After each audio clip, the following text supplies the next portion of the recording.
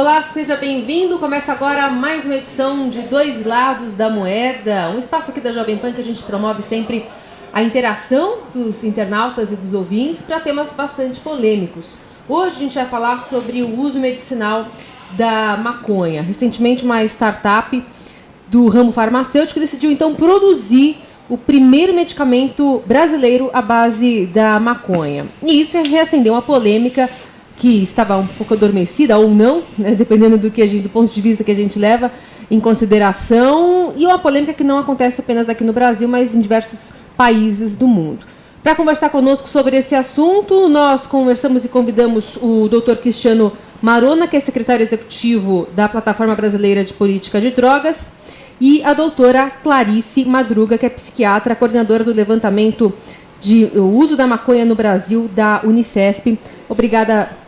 Unifesp? Não sou psiquiatra, sou psicóloga. Meu doutorado é em psiquiatria, mas tudo bem. E agradeço já de antemão a participação de vocês.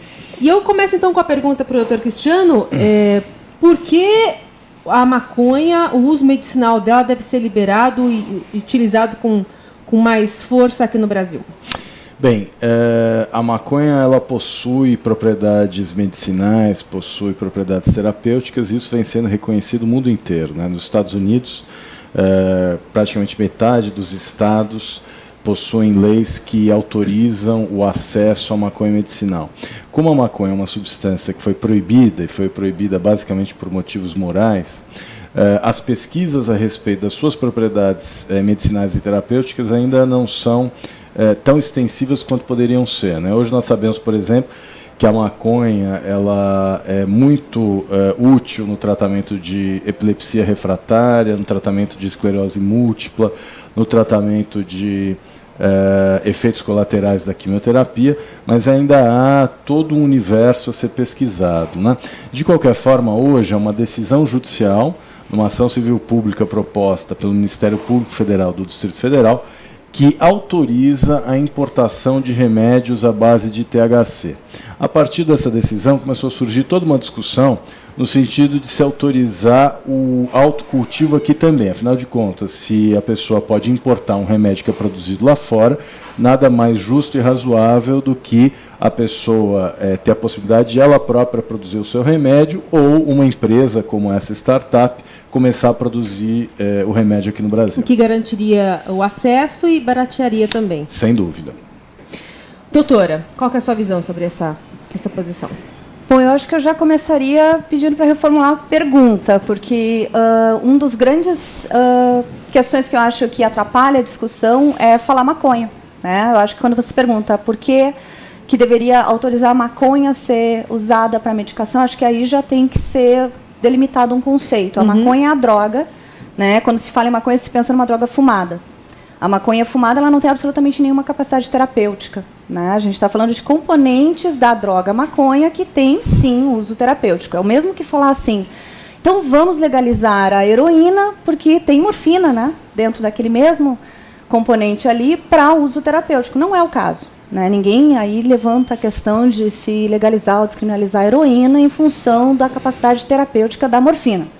Então, quando a gente fala maconha, eu acho que já é complicado. A gente já está misturando um monte de coisa aí dentro. A maconha é uma droga com mais de 50 psicotrópicos, vários canabinoides que têm ação terapêutica, outros não têm, né? E eu acho que é bem importante a gente delimitar do que a gente está falando aqui, né? O CBD, ele sem dúvida, inclusive na maconha da rua, não tem sequer mais sinal de CBD, que seria o componente mais terapêutico da planta. Pela manipulação da substância.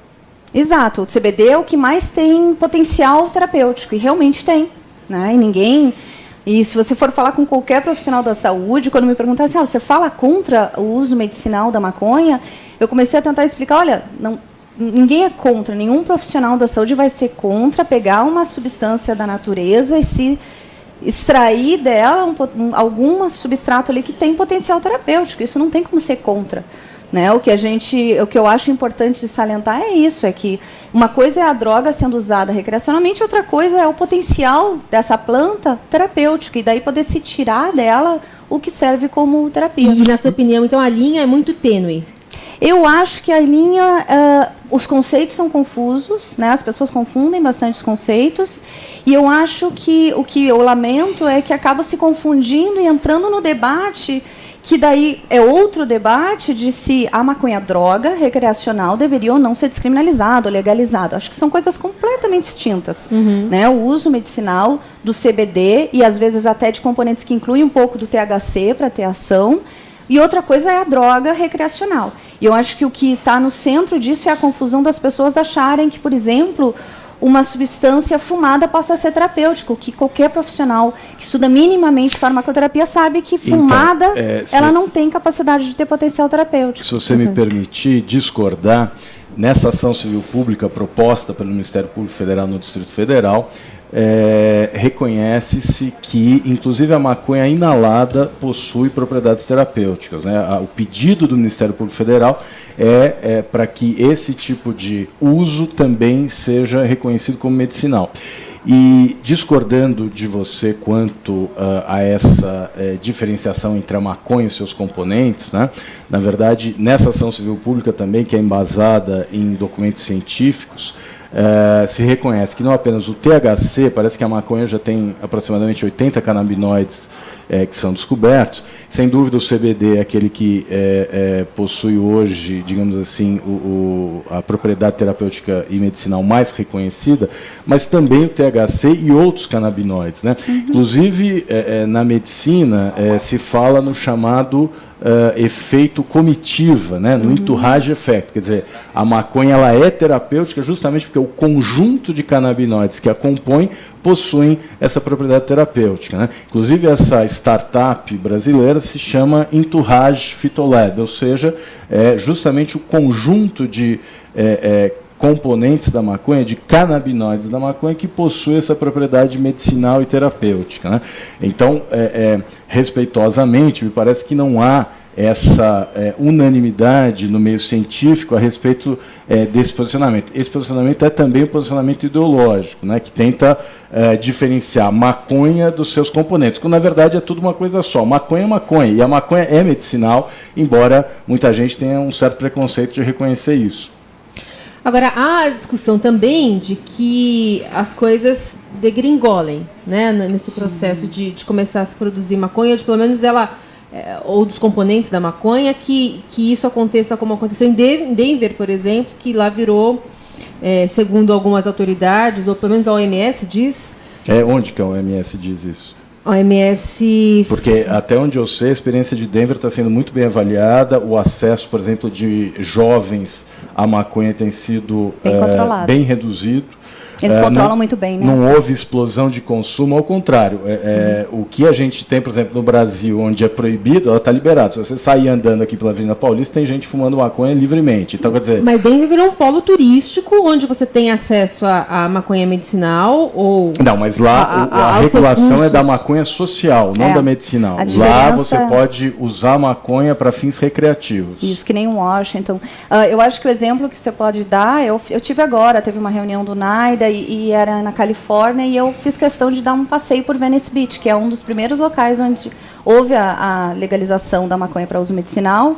E uma das razões que eu topei vir aqui hoje é que eu voltei chocada mas do a Califórnia uso não precisa disso. aprovar ainda até Então, eles novembro, precisam de uma receita. E eles têm os Green Doctors, que eu caminhei, eu entrei numa das clínicas por curiosidade e saí com uma impressão péssima, muito porque eu acho que se transformou num mercado mercenário. Assim, se a gente acha que a empresa, que a Big Pharma, a empresa farmacêutica, já é um pouco maligna por esse interesse, se você vê o que virou esse comércio da maconha medicinal lá, você fica chocado, você para pensar um pouquinho, porque, inclusive, a Nora Volkov, na nossa reunião que teve agora do NAIDA, que é o órgão oficial de estudo de drogas nos Estados Unidos, ela comentou, a gente não estava preparada para esse passo. Isso foi o discurso oficial da Nora Volkov, que é a presidente do NAIDA, dizendo em função de que eles, né, considerando os Estados Unidos, que eu acho que eles, inclusive, são bem preparados, e eu concordo, tem várias experiências exitosas, porque eles são muito bons em controlar a venda para menor, que é o que mais me preocupa, por exemplo, quando eu penso em disponibilidade,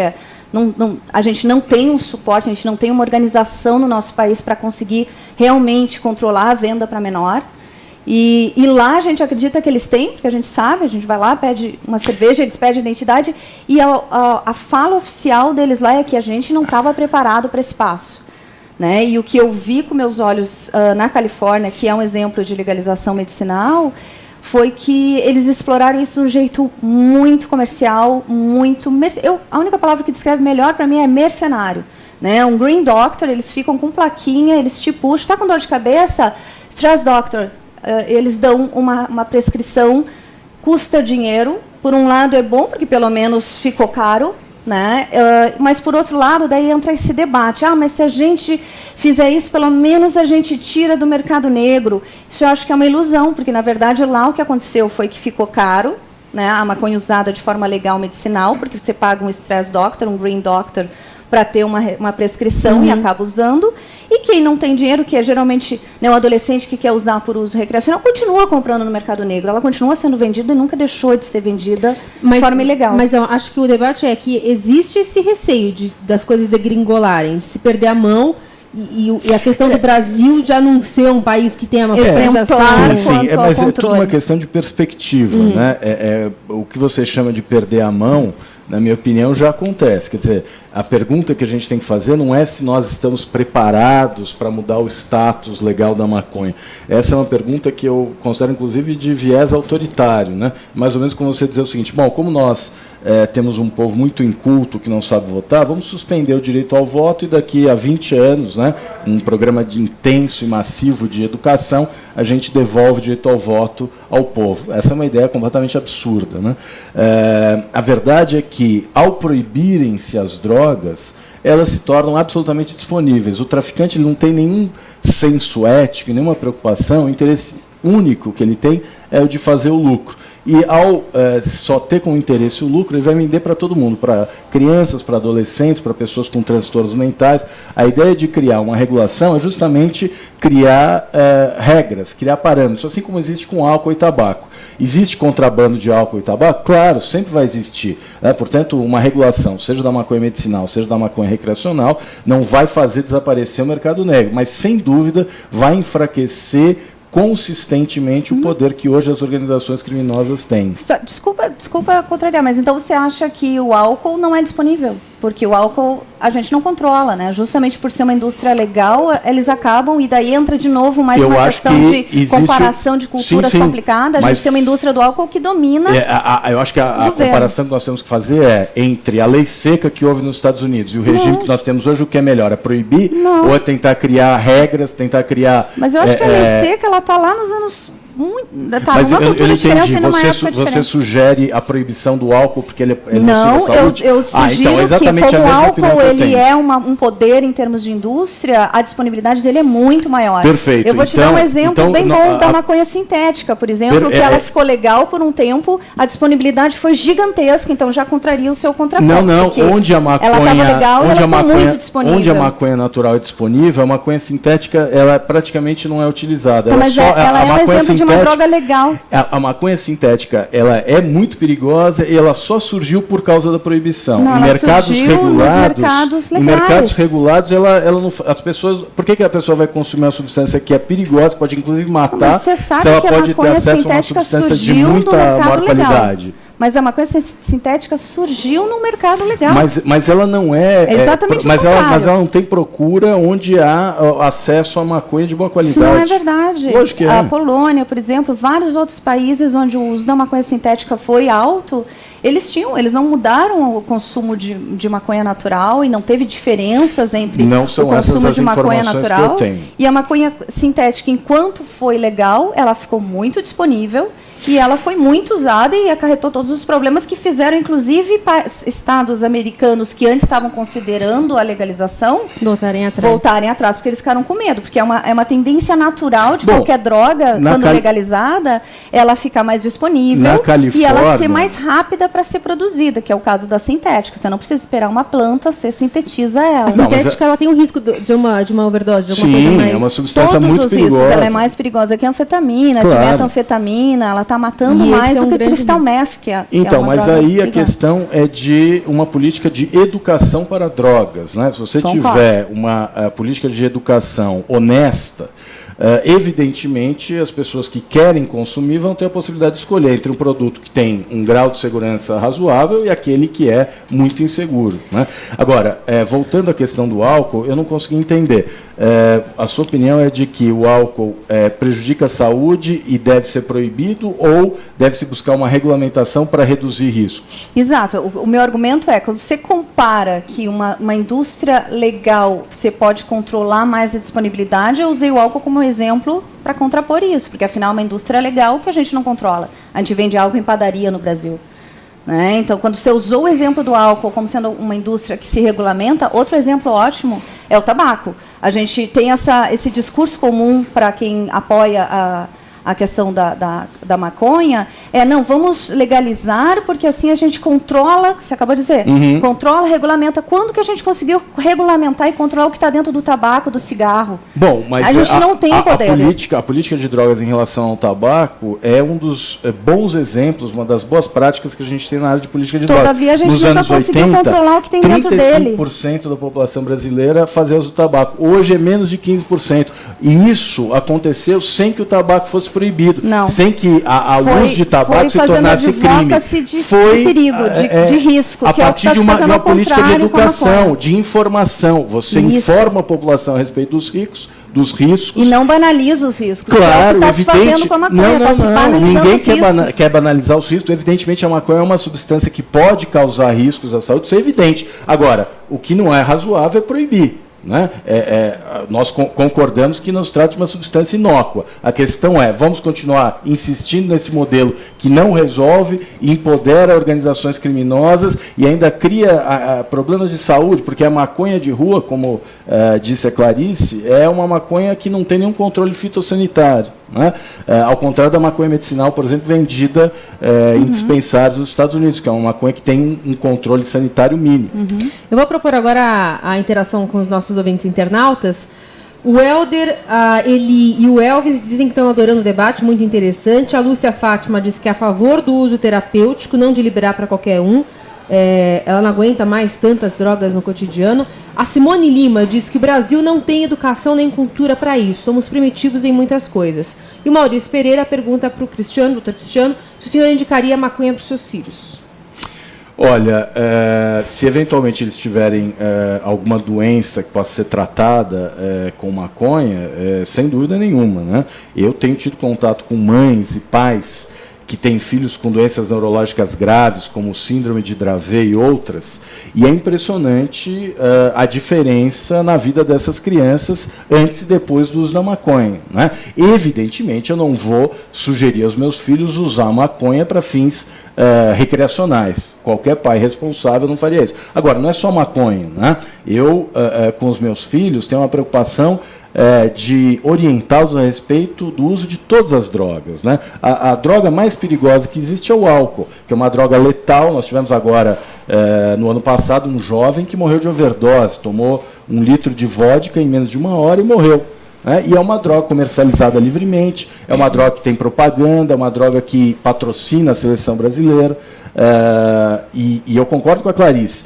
A indústria da maconha ela não pode repetir os erros que nós cometemos com a indústria do tabaco, com a indústria do álcool. Criar esse Big Tobacco, Big Álcool, essas empresas gigantescas. Aprender com isso. Mas sim, como que a gente controlaria isso? Criando um modelo de cooperativa, criando uma regulação baseada em terceiro setor, proibindo o lucro, criando uma série de regulamentos. Você não acha que está sendo tópico quando a gente pensa em Brasil? Eu concordo, olha, tanto que para outros países é super a favor da legalização. Aqui não. Continuar a realidade que nós vivemos, com os traficantes dominando o comércio de drogas. Mas aí você está falando de legalizar geral e não só da maconha, porque o lucro do comércio ilegal, a maconha é responsável por menos de 20% dele. O Brasil é um país da cocaína. Mas a maconha é a droga mais consumida.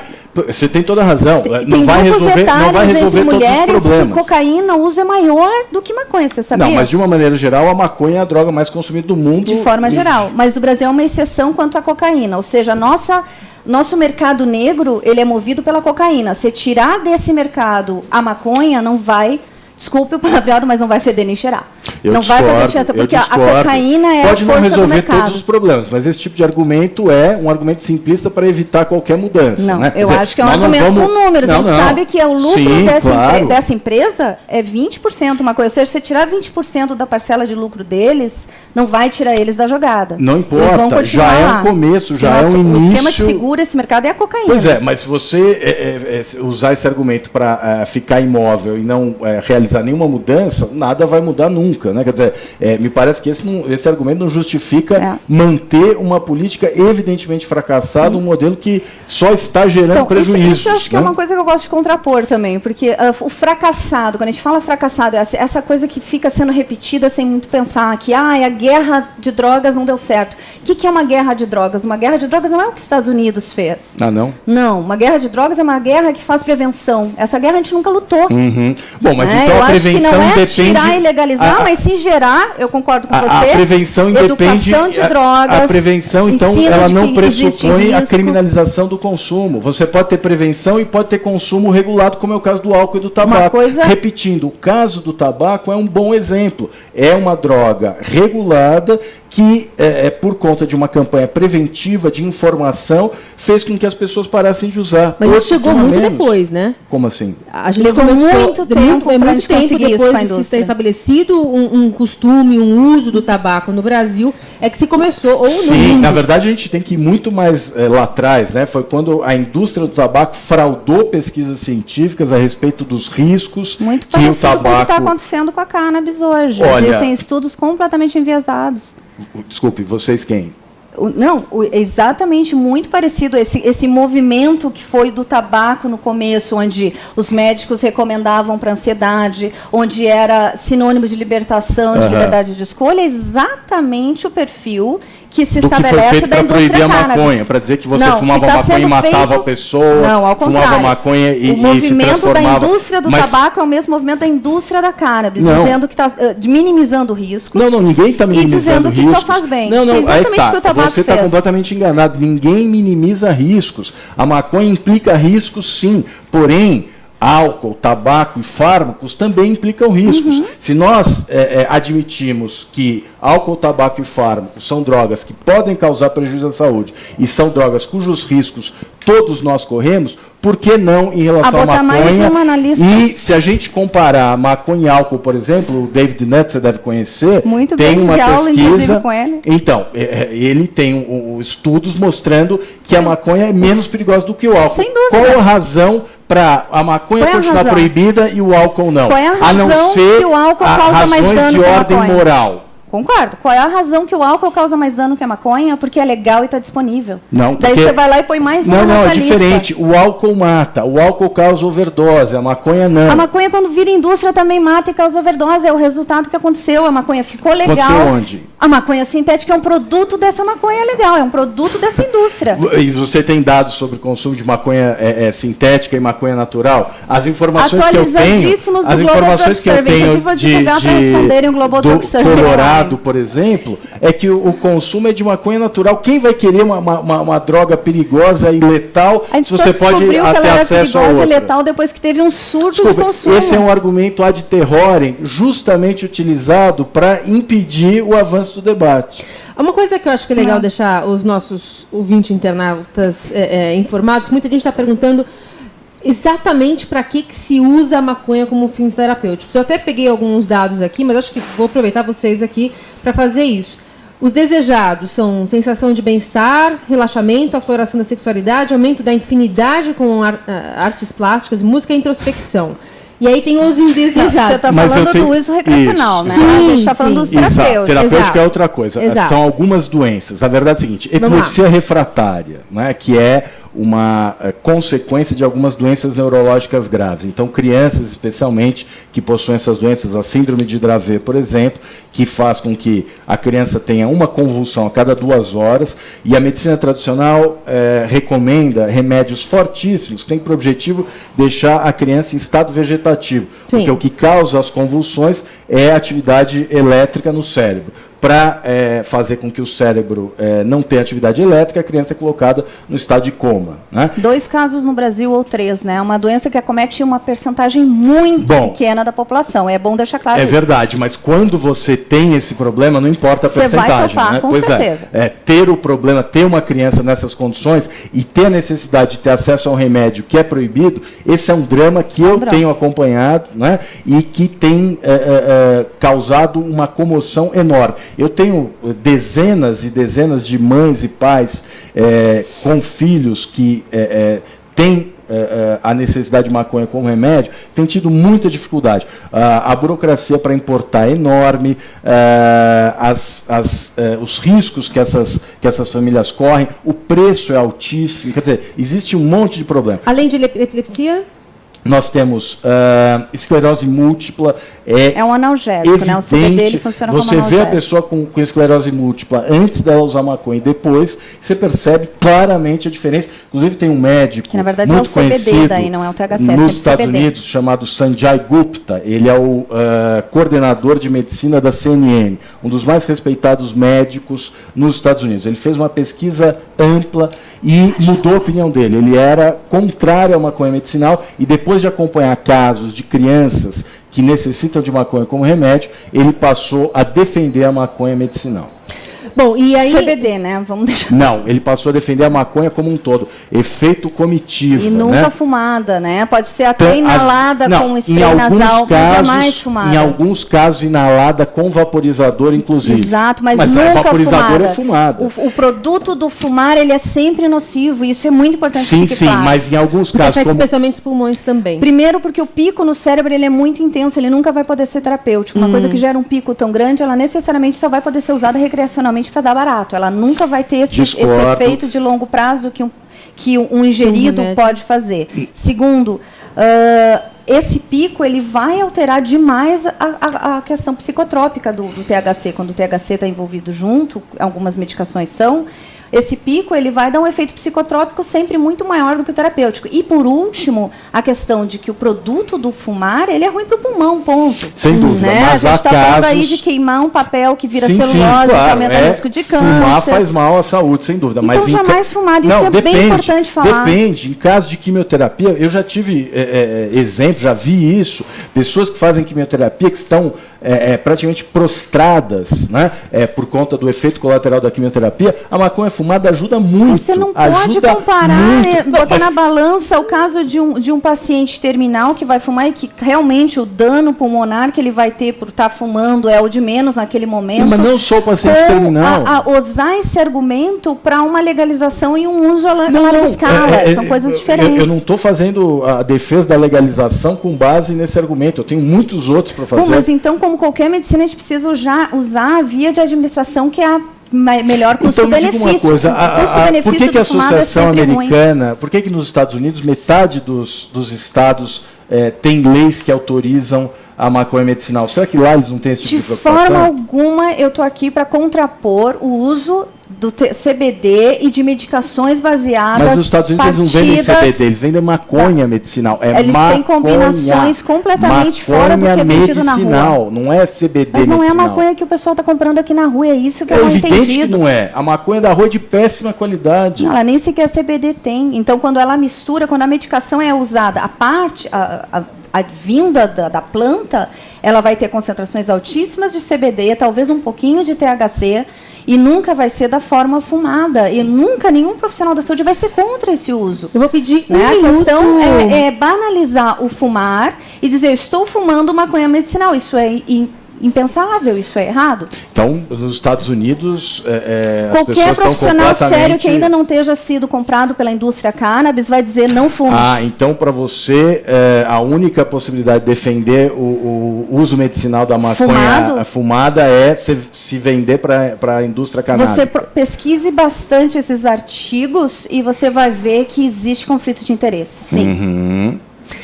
Bom, eu pedi 1 minuto para cada um, só para a gente encerrar de considerações finais. Afinal de contas, o uso medicinal da cannabis, do THC, da maconha aqui no Brasil, deve ser levado adiante, doutor? Sem dúvida. E esse é um movimento que existe no mundo inteiro. O nosso vizinho Uruguai regulou a maconha para fins sociais. Nos Estados Unidos já são 5 estados. Hoje, nesse ano, nós vamos ter mais referentes. A Califórnia, inclusive, que tem a experiência da maconha medicinal, as pesquisas indicam que eles vão aprovar o uso social da maconha também. Na Europa, República Tcheca, em Israel, o mundo inteiro estuda hoje a maconha e as suas propriedades, né? A maconha, ela é um conjunto de canabinoides. Esse conjunto é o efeito comitiva que produz essas propriedades terapêuticas. Infelizmente, esse é um debate ainda interditado pelo moralismo, né? A Convenção de 1961, a Convenção Single Convention de Nova York, de 1961, ela dizia que as drogas precisavam ser proibidas para proteger a saúde física e moral da humanidade, né? Mais de 100 anos depois, 1909, a Convenção de Xangai é o marco inicial do proibicionismo. Mais de 100 anos depois, a gente constatou que a guerra às drogas não funcionou, que as drogas nunca estiveram tão disponíveis, tão abundantes, tão baratas e tão acessíveis como hoje, e como consequência nós temos violência, superencarceramento e corrupção. É preciso repensar essa política e a maconha medicinal é, sem dúvida, o primeiro passo para essa mudança. Doutora Clarice? Eu acho que já nesse discurso eu vejo a confusão do medicinal com o uso recreacional. Acho que são debates completamente independentes. Quando a gente fala de uso medicinal, como qualquer profissional da saúde, sim, eu sou completamente a favor a que se estude melhor as propriedades medicinais que tem nessa planta e que se desenvolvam remédios, como se faz com qualquer outro remédio, se tira a propriedade de interesse, se transforma isso numa medicação, e isso nunca ninguém vai ser contra, ninguém que estuda minimamente medicina ou qualquer área afim vai ser contra isso. Eu acho que o debate do uso de descriminalização ou de legalização do uso recreacional entra numa esfera completamente diferente, né? E daí eu acho que sim, envolve educação de drogas. Eu acho, e particularmente, eu sou a favor de que isso seja regulamentado e utilizado. Eu não acho que o Brasil está preparado. Eu acho que a gente está num sistema onde indústrias dominam as leis, dominam as tomadas de decisão, e eu acho que, assim como o álcool já causa o dano que causa, porque a gente não consegue regulamentar, a gente não regulamenta o que tem dentro do cigarro, da mesma forma a gente não conseguiria, como país, o Brasil, do jeito que é hoje, regulamentar então, a entrada dessa droga. Eu me formei, a minha formação inteira foi na Inglaterra, e eu era absolutamente a favor, não da descriminalização, da legalização completa, que continua sendo a minha posição para países onde indústrias não dominam o governo. Eu acho que o meu medo é isso. Eu acho que o Brasil é imaturo para um passo desses, aqui, e eu acho pior ainda, a gente não tem estrutura para dar conta do mercado que vai ter de gente precisando de tratamento. E isso é uma coisa que a gente nem conseguiu falar aqui, o quanto que isso pode acarretar problema, e a gente precisa tratar, e a gente não tem esse recurso para tratar quem vai precisar. O dia que a gente deixar de trocar espelhinho por contas, quem sabe? Bom, a gente agradece a participação da doutora Clarice, doutora Cristiana, aqui nos Dois Lados da Moeda. Você pode assistir esse vídeo mais uma vez, compartilhar nas redes sociais. Está lá na nossa página no Jovem Pan Online. Obrigada pela participação.